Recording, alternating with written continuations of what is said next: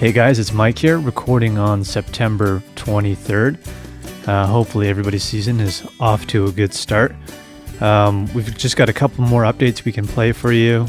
We recorded these ones again out in the field, much like our last episode.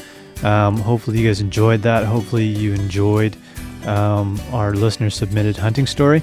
We're definitely going to be including more of those and want to encourage you guys to please send yours in. Haven't really had a chance to check and see if there's any in the inbox, but you can send us yours to the Rookie Hunter Podcast at gmail.com.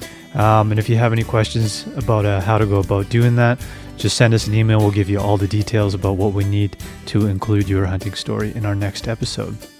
So as I mentioned, these are just a few updates from out in the field. It's been hard for Kelly and I to get into the studio together. Just because it's been so busy. We're trying to spend more time out hunting rather than being in the studio. So we've only been out a couple times together. I've been out a few times on my own. No meat in the freezer yet. Sorry guys, I'm going to bury the lead. But it's been great so far. And as the seasons change and as more things kind of open up, there's going to be more opportunities. And based on what we've been seeing out there, we've been really going after mule deer, which is 4-point or better at this point. But as we get to October 1st, it goes to any buck. So we've seen some big bucks. And as we mentioned on the last one, ran into a bachelor group of 8. I've since seen those deer again in smaller groups. There's one 3-point, just massive, that got me excited in particular. So it's interesting with counting points because, just because it has 4 points doesn't mean it's the most mature buck out in the group. This one 3-point had a massive rack on it, and it was just very unique in that group. So I'm kind of excited about that one. Want to keep watching for him. I did have a run-in with that same 4-point again, but I couldn't get him. So you're going to hear a bit about that, and you'll sort of hear some of my mental struggle as I was out there, and every hunter goes through a bit of that. So let's backtrack a little bit here. You're going to hear mine and Kelly's little outing together. So let's take you to the truck on the way to our spot. Okay, it's September 16th today, right? Yep. And it's a full moon. What's the temp? What's that? What's the temperature? Temperature? 26 degrees. That's pretty toasty. It's warm. It's just after 5 o'clock right now. So trying something different. We're more morning hunters generally. Yeah. So speculating, but we're hoping maybe the full moon's gonna maybe change the way they're... It just doesn't seem like morning would be a good time when there's a full moon. Yeah. Guessing, but I've heard hunting in general isn't as good with a full moon because they're nocturnal, a little more nocturnal, but yeah. You never know. Like, it might change their behavior enough to put it in our favor. Yeah. And there seems to be, I don't know if it's a storm front moving in. Something coming from the south here, so Hopefully that gets them up too. never know. But yeah, so we're going to the same spot. We haven't been here since last time. Actually, that's not true. I went for a quick hike Tuesday and saw a whitetail and a whitetail doe and a fawn. But we really haven't put serious time in since the last time we were here when we saw those 8 bucks. So what do you think the plan should be for today, Cal? Well, I think we should walk up to where we cut off last time, for sure. Yeah. And then at that point, I think we have to decide whether we go straight up, or we go around, or we go up a little bit further and see if we can get up one of the mountains on the backside and get a view of where we walked to last time. So, because last time the deer were exactly where we went, it'd be nice if we didn't go exactly where the deer And were. land on them again. I'd rather get a view of them first and then try to edge in within 300 or something. Yeah. But who knows? I mean, they're mule deer, so I can't imagine they're going to be in the same spot anyways, but No, who knows?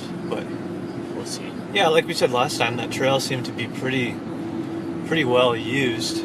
So I don't The thing know. with that mountain that I think is so perfect about it, like the side we walked up had game trails and sign. Yeah. All the way up the side we went up. And then we found the deer on the other side. And then when we came back around, we went down the south side of the mountain, and that side was all covered in sign and trail. So they have escape routes off every single side of that mountain. Yeah. Which is kind of why I want to stay away from it. Yeah, for sure. Because I think if we could just let them have that mountain, and then we go somewhere else, scope it out, we might. The thing is, too, I think if we keep going up there and spooking them in the same spot, Yeah. they're probably not going to keep going there. I think that's So we should be careful with that. Yeah. But yeah, I don't know. See what happens, I guess. I did kind of plot out a path if we keep going up a little ways. Yeah. I don't have it on me, but Got an idea of where we're going anyway? yeah, I mean, I don't know. We'll have to see when we get there. I don't know how much time we're going to have. That's the only thing I'm worried about, is it might take all night to get back there, and then When is sunset tonight? You know? Around 8 something. A little after I'm not 8? sure. Yeah. It could be way off. I think somewhere I was thinking around 8:30. That's where Hunt Buddy comes in handy. Check on the app. But, so, I don't know. We've got till 9 o'clock at the very latest to make something happen. Yeah. And luckily it's Friday, so if it's a late night, then it doesn't really matter. I don't have to worry about work tomorrow or anything like that. The one thing I found really cool about the last time we went out is, like, we've been hunting, and the majority has been whitetail. Yeah. Until we moved over to this spot, and learning to find mule deer with your binos in places like this, I really had no idea when we went up there, and then even on the way back I was already getting better at where to look. And yeah, like before we got back to the truck there, I was looking through this canyon, this shady rock, and I thought, that kind of looks like a spot I would sit if it was hot out. And sure enough, I look, and there's a doe sitting there, perfectly still, like 300 yards away. I never would have seen it unless I'd been thinking that way, right? Yeah. No, I think you're right. The last trip we did up here was kind of a game changer in a lot of ways, because I was almost thinking, like, the area that we were going to before, those mule deer almost don't really behave like mule deer in the sense that they do over here. Yeah. Like, it's kind of more your textbook. They're almost in whitetail country. The other ones, yeah. Yeah. And they almost behave that way a little bit too, so. And I think you said when we were here last time, I think you said, I think we've just become mule deer hunters, and I think you're right. I kind of get why guys are really into it now, because it's totally different than going after a whitetail. Yeah. If you spook a whitetail, it's over. Yeah. But if you spook a mule deer, then hopefully you're in a spot that has ridges, and you just wait till they come up the other side. Yeah. Or they probably gonna look at you for a while. Or they might run and then stop and look at you for a while. Yeah. So I don't know. In that way, I think it's a bit more forgiving, but on the other hand, the terrain is way more difficult. Yeah. Which I think we both kind of like that aspect of it too. Yeah. So this time we brought the spotting scope. I brought this little buck stopper thing. It's just in case we want to get a couple extra seconds, we can probably blast on this thing. Yeah. Anything else you brought this time that you didn't? Well, I brought trekking poles. I think you did too, because we only go on the trail about like 2.5, 3 kilometers, and then we're blazing our own trails. So I think we have everything we need this time. I think we'll have to take it a bit slower, like you said, and really watch. Yeah. Because they're often right in front of you, and it's too late. By the time you notice them, they've already spotted you. So, but we're just getting to the trailhead here, so I guess we'll leave it at that, and maybe do another update from top of the mountain again. Yeah. Cool. All right. See you in a bit. See ya. So there's the truck update in the afternoon on the way back to our spot. And as we mentioned there, we don't do too many evening hunts, so this was kind of a more or less a first. But now you're going to hear us walking back on the trail after our few hours walking around. So here we go. 7:40. We were way off on our guess on sunset. It was 7:08, I think. Yeah. And yeah, we had less time than we thought. So What, a couple hours? yeah, we don't do much nighttime or evening hunts, I guess. So we're way off on that one. We did see a couple bucks though. Yeah. Just 2 points. But had it been October 1st, I would have took that first one. Yeah. Did you hear something? No. Yeah. The first one we saw was probably the same one that we saw on opening day there, because it's paired up with a doe already. And we've seen that one probably the third time we've seen it, eh? Yeah. So we went out there for a bit, watched them. Again, it's always surprising how well they blend in. Then went a little further up the road and we saw a doe and then a fawn. And then we hung out for a bit. They ended up down on the road and there was another fawn. And then all of a sudden another buck ran out. That one was bigger than the first one, eh? A bigger rack on it anyways. Yeah, that one's decent. So A little 2 point. we're seeing shit, it's just none of it's legal, unfortunately. We got up to the spot we went to last time too in pretty good time. Yeah. But peeked over the top and they weren't in that bedding area this time. No. The wind was opposite direction though. Yeah. I don't know, all in all it was good. We almost got some rain. Just stumbled onto a grouse, but Yeah.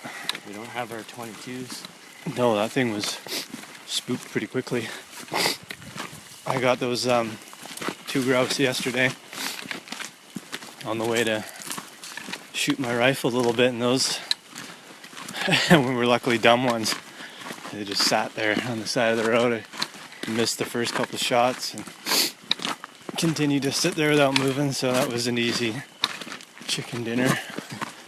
But they're a little more spookish out here. Yeah. How do you cook them? Just breadcrumbs and then fried them in butter. Nice. Yeah. Classic grouse. And that was some potatoes and some corn. Go wrong. I think that's Big. that's all I've seen around here, but I think we do get blue grouse, Yeah, those blue grouse. dusky or whatever they're called. Yeah, those ones you see more up at my cabin in the caribou. Oh yeah.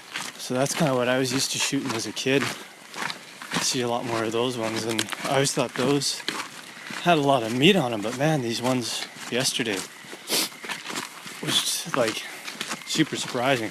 Yeah. Like we didn't even, between Ashley and I didn't eat it all, and then I still have a bunch left over for like another meal today too, so. Yeah, she didn't like it as much as I did. She got a couple of gristly ones, but I don't know, it's good. I like it. And I think if you do like a mushroom soup, kind of Yeah. throw it all in a pot and do a mushroom chicken kind of thing, that's usually really good with grouse too. Yeah, I think I'll do that next time. You Hot. can't tell. I think it's a little bit stringier, but Yeah. still tastes like chicken and that. No, it's good. There was just a few pieces that were kind of a little chewier. And unfortunately, she ended up with those ones. The ones I had were nice and tender.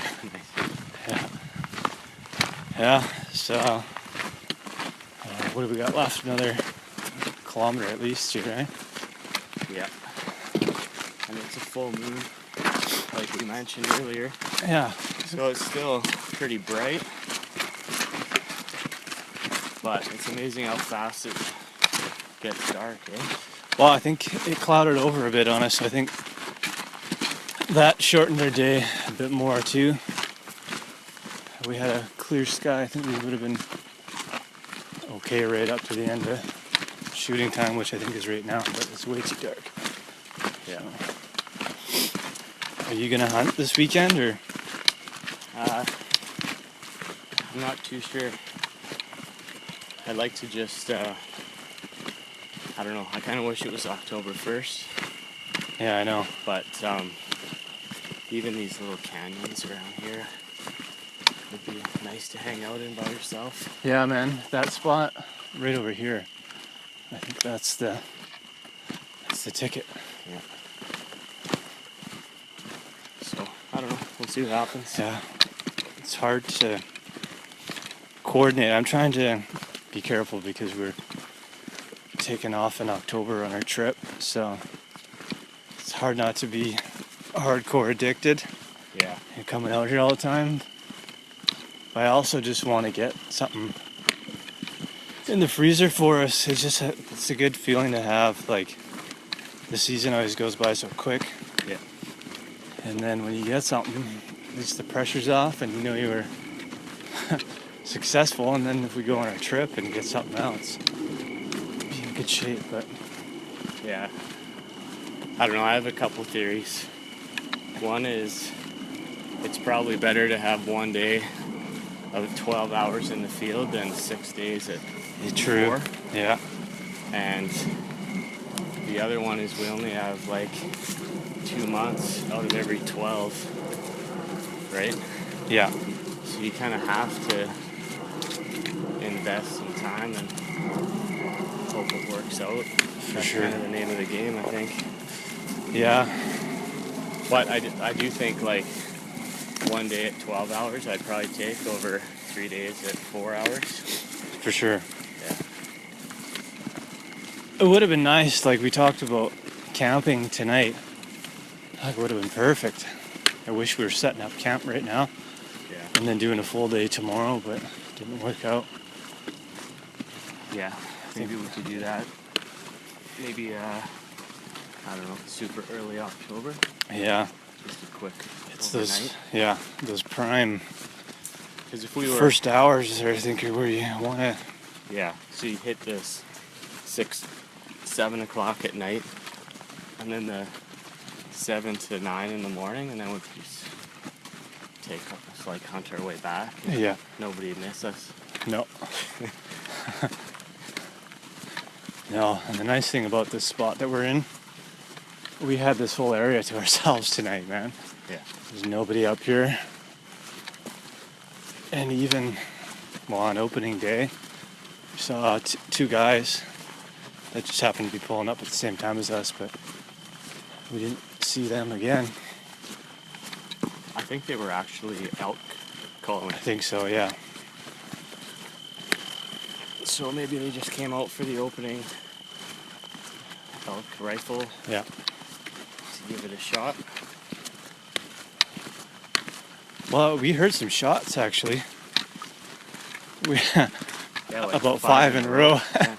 So, I don't know. I have a feeling that didn't go too well. And what time did we pull out of here? I think it was 2. 2, and their truck was still there. So Yeah. the shots were early in the morning. So I don't think they. I think the last 3 were probably frustration shots. Yeah. We didn't mention that when we were talking about the group of 8. That shortly after we saw them, those coyotes were going nuts. Yeah. It's kind of That's neat. ultimately what spooked them. Yeah. I mean, they knew we were there, but they weren't too concerned. They kept moving a little bit, but then as soon as the coyotes went crazy. Yeah, they that's when all the other bolted. ones started moving from. Well, that's when we realized how many there were. Yeah. Jeez.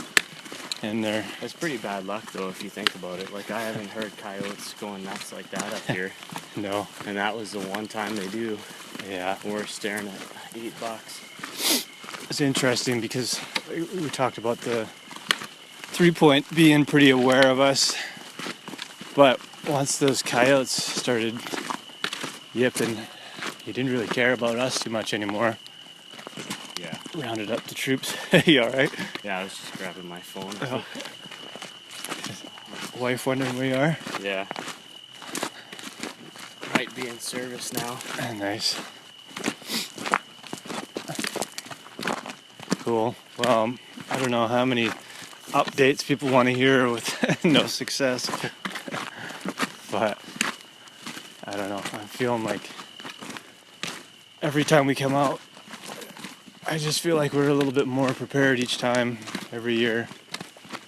Yeah. So, yeah, it's coming together. We're seeing bucks where we saw hardly any last year.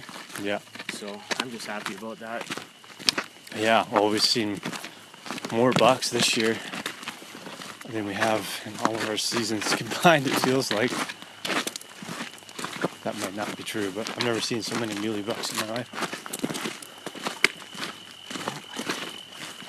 Alright, focus on getting back in the dark here and check in. Yeah. I don't know when. Good luck this weekend. Yeah. Cheers, guys. So there's our evening hunt. Not too much happening that day, but as always, still nice to be out there. So that sort of was the last time Kelly and I got out together. We're shooting to do something next week. He's taking off fishing this weekend with his old man, so hopefully they'll be bringing back some fish. I'm going to try and get out again on Monday or Tuesday of next week. More or less my mission now is to keep an eye on all these bucks that we found up there, and I'm starting to get a pretty good idea of where they're traveling and where they're going to be. So just want to keep track of patterns and make sure when October 1st rolls around that we're going to be set up in the right spot and still considering doing a bit of camping out there. So here's my solo trip. You can have a listen to this and my mental battle, and maybe some of you guys can relate to this feeling. Hey guys, it's I think it's September 20th today, and got out nice and early this morning. Was on the trail by 6 o'clock a.m. and sunrise I think is 6:32. So got out there at the perfect time. Saw a whole whack of does. There was probably between 10 and 12 muley does, and then one whitetail that I couldn't ID. I just saw its tail and that was it. And it was pretty dark, so not sure what that one was. And then I set up in this little clearing. There's kind of a canyon. That's a good path for animals to come through, and hung out there for a bit. Saw a black bear. There's a sow and 2 cubs. And then for whatever reason, I think it's important to share that I was feeling kind of deflated. We come out here quite a bit this year. Like, we started the black bear hunt in the spring, and I think just about every time we've gone out, we've seen animals, and large quantities of them, but never the one you're looking for. So it's a bit deflating, and it's one of those days where you're just feeling like, oh fuck, what's the point of this? Spend a lot of time out here, and all you really want is some meat in the freezer. That's the goal, whatever it might be. But anyways, carried on from there up to this spot where Kelly and I saw that bachelor group of 8 bucks, and crawled over the mountain, the peak of it nice and slow, and just took my time to kind of glass the mountain. I set up my spotting scope, and out of nowhere I see a white-tailed doe, or a mule deer doe moving around just our ass, and then got the spotting scope out, and there was a 4-point muley buck bedded down next to her, and another 3-point with them as well. So it would have been about a 300-yard shot And my options to get closer were pretty limited without them spotting me, so I kind of tried my best to get set up and take a shot, but again, it's one of those things, by the time you're ready, you've ID'd the one 4-point that they've got up and moved on. It was interesting. I had the scope on it, knew exactly which one it was, and went over to my rifle, which was set up right next to me. Went to put the scope right where I saw it in the spotting scope, and gone, just like that. So I don't know if it caught my scent or heard something, but I kind of doubt it. They didn't really look this way, and they were just feeding in that. I think it was just sort of coincidental. The doe was moving along, she was feeding along the top of the ridge. So another missed opportunity, which not too bummed out about, just because it would have been 300 yards plus, is what I was finding on the rangefinder, which is a shot maybe I would take, but I would have to be set up pretty well, have a good solid rest and stuff like that, which I didn't. If it was 200, I would have went for it for sure, but again, I probably would have ran out of time no matter what. So it's one of those things that kind of gets to you. So what I did after that was I climbed down through this valley up to the second peak, and then hoped to come out on top of them. I got over there pretty quick, but not quick enough. They're long gone. So kind of a bummer. The sun's out, it's getting warm, so my guess is that, they probably just went behind and bedded down somewhere. They could have been 100 yards away from me when I got up there, but I couldn't see them anywhere. So yeah, one of those days, but you got to look at the brighter side of things and realize that it's an amazing day. I've gotten a lot of exercise, saw some animals again, and I sure am, I think that persistence will pay off, so just got to keep coming. But I know everybody has these kind of hunting days where you're just wondering what the hell you're doing it for. So anyways, we'll leave it at that. I've got a bit of a hike down and through some thick stuff here, so I'm gonna try and be quiet and maybe land on something that's bedding, but I'm just kind of need to get back to civilization at this point, so see what happens. But anyways, to anyone who gets into this kind of a rut, just remember it's not always like this, and it'll pay off eventually. So just keep going out, keep your head up, and you'll get something. Anyways, I'll leave it at that. Cheers, guys. So it is frustrating out there sometimes, and if you're a new hunter, I think it's even more so frustrating.